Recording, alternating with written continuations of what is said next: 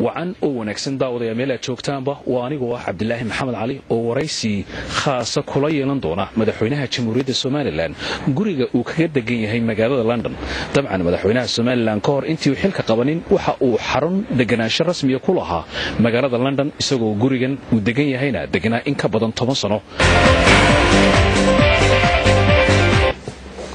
waraysigan oo ah waraysi khaas ah oo sidii telefishinka qaranka ee Soomaaliland waxa uu ku saabsan yahay arrimaha haatan taagan ee guud ahaan dhinacyada siyaasadda iyo bulshada sidoo kalena waxa waraysigan aanu qaadnay ka hor intii aanu ka bixin magaalada London oo booqasho ku joogay madaxweyne aad baad mahadsantahay inaad naga aqbasho waraysigan aanu kula yeelanayno marka hore waxaad naga warantaa adigu si kooban soo qaadanaya waa maxay ujeedada safarkan aad ku timid dalkan Britain magaaladiisa London safarkan ujeedadiisa ugu weyn marka hore waxaad runtii fasaxa ku imid baahay ma ahayn ama martiqaad cid igu martiqaaday kuma fadhiin haddii aan fasax ku imidna kulliba waajib ahayd inaan la kulmo bulshada reer Soomaaliland ee dalka ku dhaqan iyo dawladda Ingiriiska ay saaxiibadana intaba iyo kala badan wax naga dhaxeeyaan dawladda Ingiriiska farxad kala duwan marka waxa la kulmi karay waa la kulmay dadweynaha waa la kulmay si wanaagsan oo lagu soo dhaweeyay halkan waxaan jeclahay in hadda balaaran uga jeesho bulshada reer Soomaaliland sida qiimaha ay qaal ay noo soo dhaweeyay reer UK oo dhamme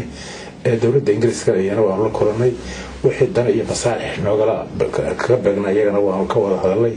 si fiican waa uga wada hadalay madaxweyne waxaad markii aad timid magaalada London ka soo degtay garoonka diyaaradaha dad badan baa ku soo dhaweeyay waxa sidoo kale ka dhawaajisay in isugu jiro fasax iyo hawl shaqo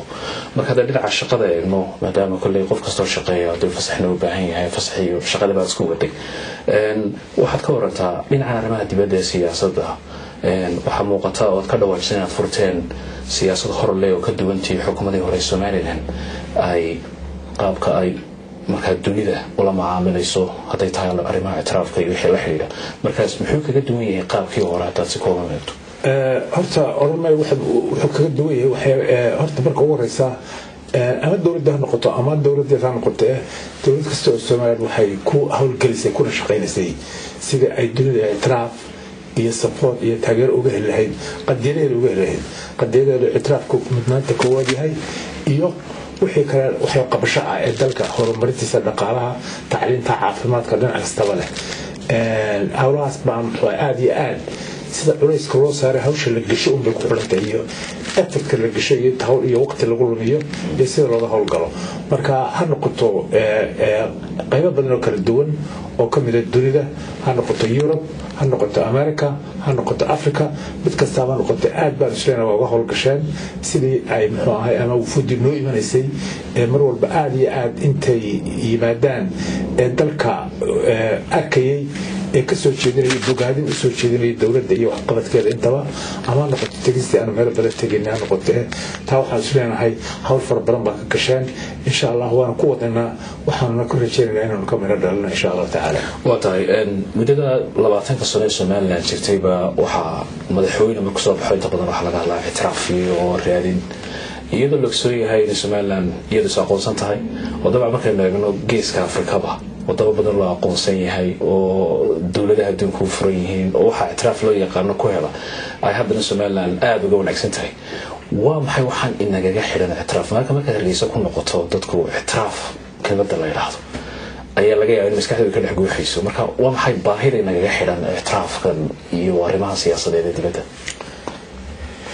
اعتراف قوي بالله طبعا انه الاعتراف سوى naga soo shaqeeyna qarnimadan iyo dadnimadan iyo dawladnimadan waa inoo dhisantay dhinaca laga eegaba hase haatee dee ictiraafka wuxuu ka mid yahay waxaa lagu aqbalaya inaad ka mid tahay xubin buuxda oo bulshada caalamka iyo dowladaha caalamka ka mid ah waxaad ka mid noqonaysaa xubnaha United Nationska ama jabhadda qurumaha waxaad ka mid noqonaysaa kuwa iyagu waxaad ka mid noqonaysaa kuwa carabta waxaad ka mid noqonaysaa kuwa kale caalamka intiisa kale aad ka mid noqonaysaa waxtarkii iyo qiimihii aad lahayd iyo institutions badan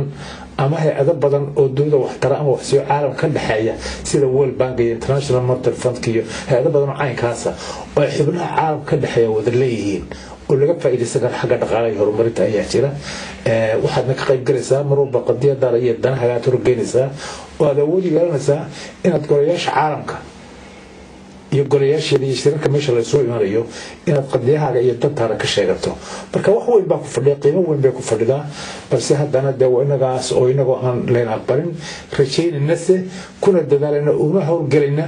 sidii aynu xubin buuxda uga noqolayn dunida haddana dee waa taasoo waa laynala macaamilaa waa naylala shaqeeyaa waxbaa nayla wadaa waa nayloo yimaadaa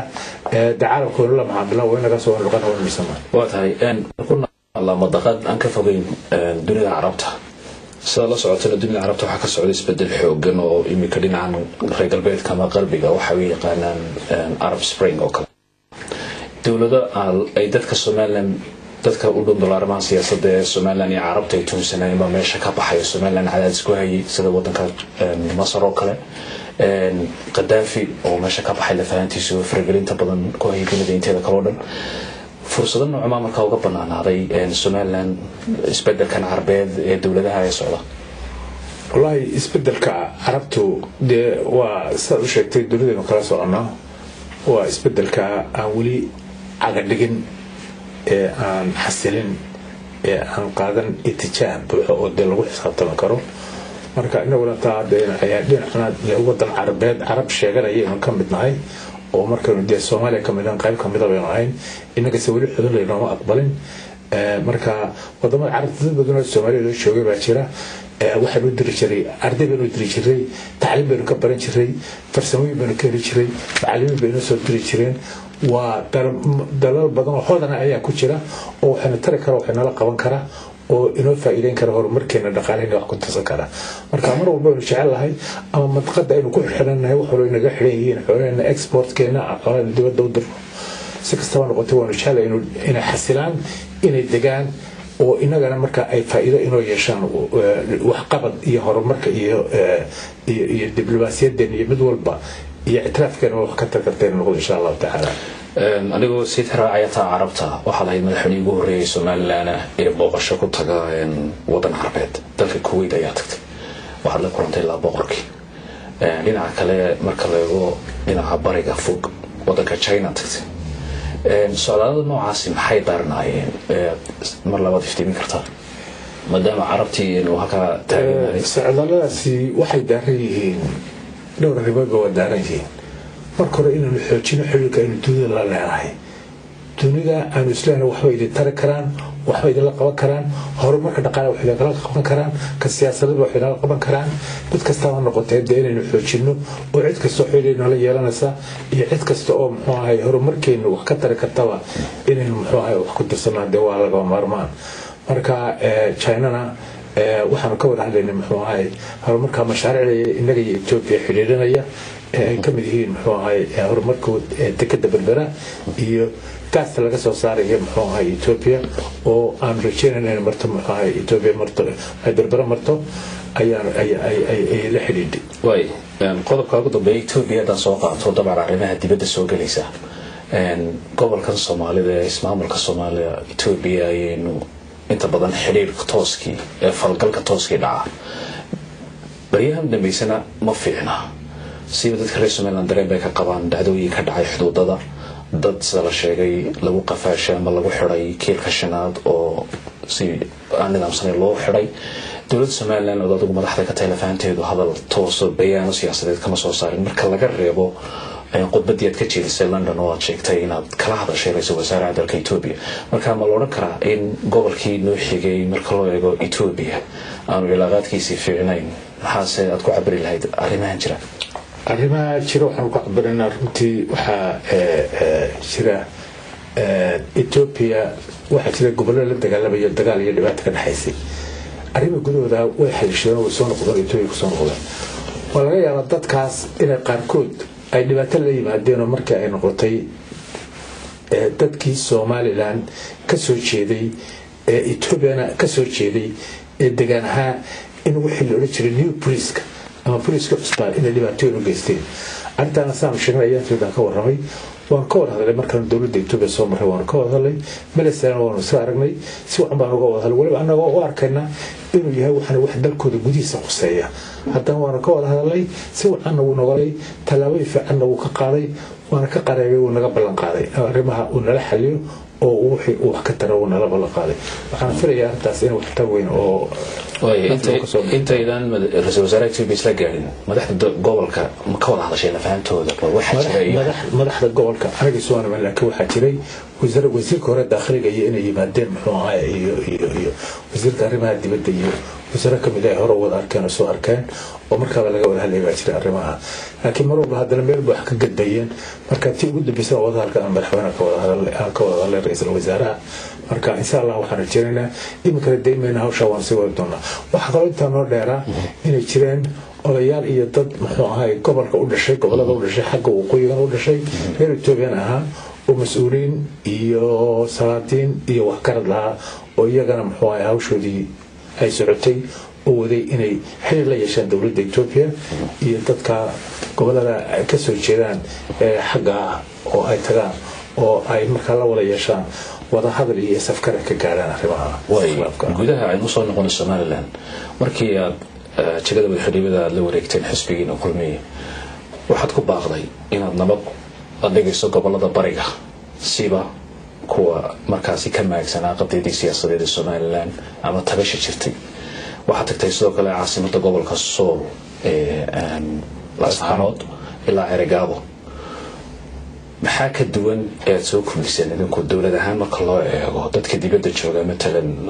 waxyaabaha ugu waaweyn hadda ku soo noqnoqda iyo gudaha ay tahay qadiyada dhinaca bariga Somaliland marka adigu madaxweynaha marka tagtay gobolada bari iyo gogoshii aad dhigtay iyo jawaabihi laga bixiyay ilaa maxaa kaaga baxay la hadda oo halkay wax la maray anu waxa isleeyahay arrimaha wax badan oo ka qarsoomay baa jira runtii imika oo iyo xataa tirka ugu dambeeyay intaan soo maqnaa oo kii wasiirka dakhliga iyo wafdiga hogaaminaya ay tageen Ergaabo waati khilaafaadka ka dhacay dhibaatooyin ka dhacay sida wanaagsan oo xaliyeen isku dhacay iyo dhibaatooyin halka ka dhacday sabgarawaaga waati xalka wanaagsan loo helay si waano qurux leh loo dhameeyay safgarasho ku jirto arrimaha la as'aal caamahan saashigta anagu anaga tagnay waanaga soo warmaray waanaga dadka la hadalay waanaga baasha gogosha u dhignay markii horena wafti odayaal baan sameynay iyo wasiir baan sameynay oo ilaa buhoodlay dhinac walba tagay oo wada hadal ka furay imikana ayaa joogtaan odayaasha dadka waan wada hadalay mana aha mid meel ku kooban waa mid socon doonto wada hadalkeeda iyo safgaradkeeda socon doono waxaan ku kalsoonahay aan ku qabaa kalsooni iyo nidaamyo badan ku qabaa inay wax badan ka hagaagi doonaan oo safgarasho aanu gaari doono buuxda yoolka iyaga ujeedaduna waa kaas taa waxa barbar socda dhinaca Puntland lahaanteedu dadaalkeeda wada in ay iyaduna faragelin ku samayso gobolada bariga Somaliland madaxweyne ku-xigeenka oo hadlay Puntland waxa uu sheegay in wax kasta ku qaadataba ay soo ceshanayaan sida hadalka uu dhigay gobolada Puntland oo ku tilmaamay Sool iyo Sanaag sidoo kale waxay ogsoonahay in ururka AU uu ansixiyay in ciidamo loo diro Puntland taa waxa ku hoos jira tababar ciidan khatar ay talageeda ku leedahay ciidamada loo tababarayo Puntland mase ka war haysan dawladahan in dadaalkaad ka wadaan bariga Somaliland inuu jiro dadaal lamid ah oo kullida uu ka socdo dhinaca kale marka loo eego xarakaad ka socda dhulka aad iyo aad baan la soconaa wixii dawladdu meel ka soo galaysay wixii go'aamadii UN ku soo saareen abaad hubka iyo wixii la xiriira iyo qaybintiisa dhulka gaarsiintiisa waan ka wada hadalay UN kana waan gaarsiinay waan ka wada hadalay qoladan Puntland laftigeeda wada hadalku waa furiyo waa noo socda waqtiin dhowr jeer hore mar muxuu ahaa dhawaan markii ganacsatadu ay leedahay reer Somaliland afduubay inaan halka wafti ballaaran ka diro odayaal aan ka diray waftiga inuu si wacan u soo dhaweeyay madaxweynaha Puntland u soo dhaweeyay si wacan u xula qabtay waan wada hadal xiriir waan la leeyahay marka hadii goor waxaan isku daynaa wixii mintaqada ku saabsan nabadgelyadeeda inaanu aad iyo aad u dhowro labada dhinac aad iyo aad baan isku dadaalaa laakiin dabcan وجيريان dad baa jira labada dhinacba doona inay ka faa'iidaan ama labada dhinacba la dagaalamaya intoo way jiraan marka iyadana wixii